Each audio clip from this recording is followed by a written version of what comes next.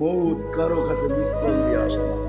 দুনিয়ার কোনো ব্যক্তিত্ব নাই, একজন ব্যক্তিত্ব ছিলেন, মৃত্যু যার কাছে পয়লা আসতে হয়েছে।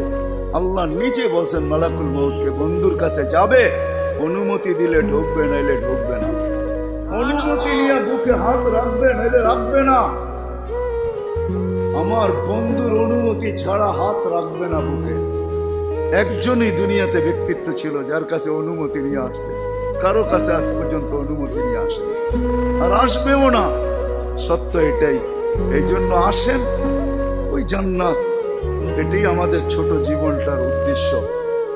এই জন্যই আল্লাহ ডেলি ডাকে, 5 বেলা ডাকে, গ্যারান্টি দিয়া ডাকে, সিল লাগা ডাকে। ইদা সালুহা সালুহা সাইরুল আমাল।